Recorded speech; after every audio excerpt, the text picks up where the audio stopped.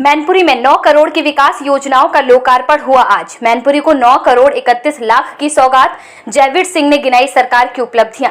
मैनपुरी में शनिवार को पर्यटन मंत्री जयवीर सिंह ने जिले को 9 करोड़ 31 लाख 28 हजार रुपए की विकास योजनाओं की सौगात दी। मुख्यालय के पास स्थित लोहिया पार्क में आयोजित कार्यक्रम में उन्होंने विकास कार्यों का लोकार्पण किया।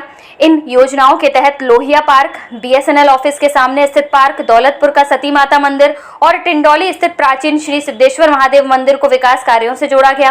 कार्यक्रम के दौरान पर्यटन मंत्री जयवीर सिंह ने मंच से केंद्र और प्रदेश सरकार की उपलब्धियां गिनाई। उन्होंने कहा कि सरकार का लक्ष्य मैनपुरी को विकास और विकसित और खुशहाल बनाना है। ऐसा मैनपुरी में बनाया जाए जहां कोई गरीब अभाव पीड़ित ना झेले। उन्होंने कहा कि सरकार लगातार ऐसी योजनाओं पर काम कर रही है जिनसे लोगों की भावनाओं का सम्मान हो, सनातन संस्कृति को मजबूती मिले, राष्ट्रीय प्रेरणा को नया आयाम मिले। इसी सोच के साथ 9 करोड़ से अधिक की योजनाओं का लोकार्पण किया गया। मंत्री जयवीर सिंह ने कहा कि विकास योजनाएं केवल निर्माण कार्य तक सीमित नहीं है, बल्कि उनका उद्देश्य सांस्कृतिक और धार्मिक स्थलों को भी मजबूत करना है। उन्होंने कहा कि मैनपुरी के धार्मिक और ऐतिहासिक स्थलों का विकास स्थानीय आस्था, पर्यटन और क्षेत्रीय पहचान को नई मजबूती देगा। सरकार चाहती है कि विकास और संस्कृति साथ साथ आगे बढ़े। कार्यक्रम के बाद मीडिया से बातचीत में जयवीर सिंह ने समसामयिक राजनीतिक मुद्दों पर भी प्रतिक्रिया दी। बनारस में राहुल गांधी को भगवान परशुराम के रूप में प्रदर्शित किए जाने के सवाल पर उन्होंने कहा कि चुनाव आते ही कुछ लोग मंदिर पहुंच जाते हैं, जनेऊ धारण कर लेते हैं और अब ब्राह्मण समाज को रिझाने के लिए परशुराम जी की पूजा शुरू हो गई है। उन्होंने कहा कि जनता सब समझती है और यह केवल सत्ता पाने की कोशिश है। उन्होंने कांग्रेस पर निशाना साधते हुए कहा कि लंबे समय तक सत्ता में रहने के बावजूद धर्मनिरपेक्षता के नाम पर सनातन संस्कृति को दबाने और तुष्टीकरण की राजनीति करने वाली बातें लोग भूले नहीं हैं। अखिलेश यादव के उस बयान पर जिसमें उन्होंने भाजपा के 60 सांसद अपने साथ होने का दावा किया था, जयवीर सिंह ने तंज भरे अंदाज में कहा कि वह अपनी खीर छिपा रहे हैं। उन्होंने कहा कि यह केवल बयानबाजी है और अखिलेश यादव अपनी वास्तविक राजनीतिक स्थिति को खुद अच्छी तरह जानते हैं। अयोध्या में 200 करोड़ से अधिक के चंदे की कथित चोरी के मामले पर उन्होंने कहा कि मुख्यमंत्री योगी आदित्यनाथ ने साफ कहा है कि 500 साल का इंतजार किया गया है तो 15 दिन और इंतजार कर लीजिए। एक एक चीज साफ हो जाएगी और जो भी दोषी होगा उसके खिलाफ प्रभावी कार्यवाही की जाएगी। वहीं स्वामी अविमुक्तेश्वरानंद द्वारा मुख्यमंत्री योगी के बयान के तारीफ किए जाने पर जयवीर सिंह ने कहा कि अंततः सच्चाई सबको समझ में आएगी। उन्होंने स्वामी अविमुक्तेश्वरानंद को बड़ा संत बताते हुए कहा कि सनातन परंपरा में उनका सम्मान है और योगी आदित्यनाथ भी एक पीठ के पीठाधीश्वर होने के साथ मुख्यमंत्री हैं।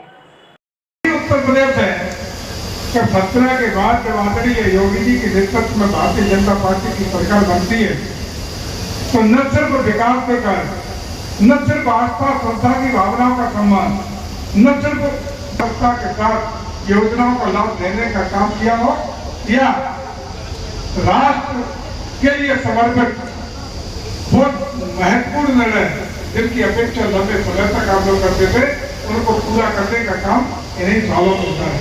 ये वही उत्तर प्रदेश है जब उत्तर प्रदेश में आज 1 डिस्ट्रिक्ट 1 प्रोडक्ट, 1 डिस्ट्रिक्ट 1 कुशीन जैसे तमाम काम किए जा रहे हैं, विकास योजनाओं को धरातल पहुंचाने का काम हो रहा है। वही उत्तर प्रदेश में 2017 से पहले जब हमारे पत्रकार महोदय कह रहे थे कि वही प्रदेश था जब 1 डिस्ट्रिक्ट और 1 माफिया हुआ करता था, तो जिले को माफिया के तौर पर थाने चलाने का काम, तहसीलें चलाने का काम करते थे और न्याय लोगों को नहीं मिलता था। जो पिटता था वही जेल जाता था। लेकिन आज हम कह सकते हैं कि उत्तर प्रदेश में राम राज्य की कल्पना कहीं साकार हुई है तो आज योगी जी की राज हुई है। आज शेर और बकरिया एक घाट पर पानी पीने का काम हो रहा है। कोई भी बड़े से बड़ा अपराधी, बड़े से बड़ा माफिया किसी गरीब को छू नहीं सकता, अन्याय नहीं सकता, उसकी जमीन पर जबरन कब्जा नहीं कर सकता है। यही तो है उत्तर प्रदेश, राम राज्य वाला उत्तर प्रदेश। और वो उत्तर प्रदेश जब पहले कभी हम विकास कार्यों के लिए छोड़ दो, आज जो करोड़ों रुपए की योजनाएं लगातार हर सप्ताह लोकार्पण के शिलान्यास हो रही है, लेकिन उससे पहले सरकार के खजाने में अपने मुलाजिमों को, अपने अधिकारी कर्मचारियों को तनख्वाह देने के लिए लाल पड़ते थे। अखबारों में बहुत बार पढ़ा होगा आपने, सरप्लस रेवेन्यू स्टेट है, जब धन की कोई कमी नहीं, न योजनाओं के लिए और तनख्वाह की तो बात ही छोड़ दो, आज जो योजना के लिए धरना जरूरत होती है सरकार के खजाने में कोई पैसे की कमी नहीं होती। धड़ाधड़ लोक कल्याणकारी योजना हो या विकास की योजना हो, उनको धन पहुंचाने के लिए 75 बलिदानों के बाद भी हम लोग तब तक मंदिर नहीं बना पाए जब तक आदरणीय योगी जी और मोदी जी की सरकार नहीं हुई। हम बधाई देते हैं उत्तर प्रदेश सरकार, भारत की सरकार को, जिसने विश्व का सबसे बड़ा आयोजन, पिछले साल की बात है, महाकुंभ, मां गंगा मां यमुना की पावन तट, मां गंगा मां यमुना मां सरस्वती की त्रिवेणी की पवित्र नगरी में प्रयागराज की पावन धरती पर 45 दिन के अंदर 66.3 करोड़ से ज्यादा दुनिया के अगर ले लें तो हिंदुस्तान और चाइना के अलावा किसी देश की आबादी नहीं है, उतने श्रद्धालुओं को आजाद दिशा देने जा रहे हैं आप। विकसित मैनपुरी हो, संपूर्ण रूप से खुशहाल मैनपुरी हो, यहाँ कोई गरीबी का दंश न झेले, ऐसी मैनपुरी के लिए हम लोग प्रयासरत हैं। तो उसी के क्रम में लगातार लोगों की भावनाओं का सम्मान हो, सनातन संस्कृति को बल मिले, राष्ट्रीय प्रेरणा को नया अंजाम मिले, ये हम लोगों का प्रयास है। उसी के क्रम में आज 9 करोड़ से ज्यादा की परियोजनाओं का शिलान्यास। आपके पंचवर्षीय की बात करें तो अब तक मैनपुरी में कितने करोड़ रुपया विकास कार्य? कोई जोड़गाड़ नहीं, न हिसाब रखते हैं। अब लोग जोड़े, ये तो लोगों को काउंट करना चाहिए कि हम लोग कितना करा चुके, जोड़े हिसाब किताब। बनारस में राहुल गांधी के जो जन्मदिन कार्यकर्ताओं ने मनाया, उसमें भगवान परशुराम के रूप में उनको दिखाया गया है। देखिए, हमें लगता है चुनाव आता है तो मंदिर में पहुंच जाते हैं, जनेऊ धारण कर लेते हैं, तो ब्राह्मणों को रिझाने के लिए परशुराम जी की पूजा शुरू हो गई।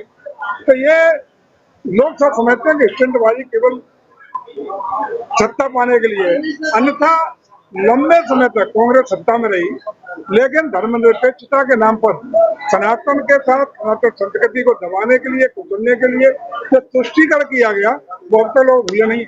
अखिलेश यादव ने आज दावा किया अभी कि हमारे संपर्क में 60 MP हैं भारतीय जनता पार्टी के, और समय आने पे वो सामने प्रस्तुत करेंगे। देखो, वो खींच छुपा रहे हैं बेचारे, क्योंकि उन पर बड़ा हो गया है और क्या संभावना नहीं है, ये तो अलग विषय है।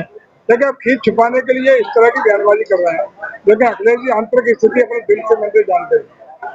अयोध्या में ओम प्रकाश राजभर कह रहे थे कि प्रेसिडेंट रामगोपाल यादव और समाजवादी पार्टी का ये मामला ओम प्रकाश राजभर जी का अखिलेश जी के पीछे का है, हम लोगों को कहा किसी।